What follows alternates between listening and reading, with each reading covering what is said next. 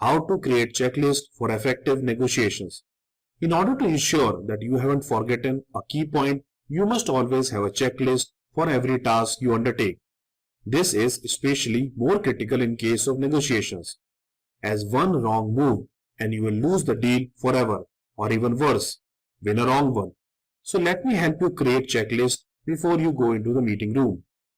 Have you got all the necessary information about the product or service you sell, especially in terms of benefits? Is your agenda for the meeting crystal clear, especially in terms of what is that you want to achieve today? Can you justify the opening price you will state?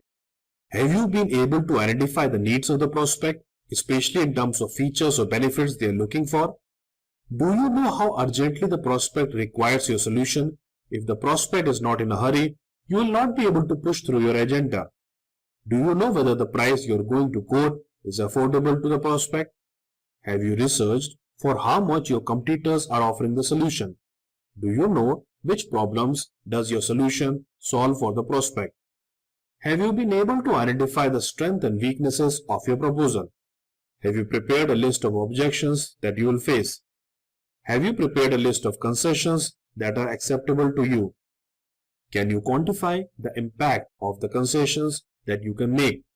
Can you clearly state the terms and conditions of your offer? Have you been able to identify the points on which negotiations will take place? Have you been able to identify the alternatives to the concessions that the prospect may ask for? Have you identified things that you will ask in exchange for giving concessions to the prospect? Now this checklist may vary a little for different market verticals, but even if you are able to follow through this list, it will prepare you well enough for the negotiations. There are some important things which you have to remember. Never make a concession at the start of the negotiations. It will set a wrong precedence and will eventually encourage the prospect to expect more. At times, you will have to reveal your cards. Don't hesitate. If the discussion is not going in the right direction, be firm and bring it back on tracks. Never ever give anything for free. For every concession, you have to demand something of more or equal value from the prospect. There has been a serious misunderstanding about the process of negotiation, that if you are a good talker, you can talk your way through a negotiation. This is a completely wrong notion that will result in your failure.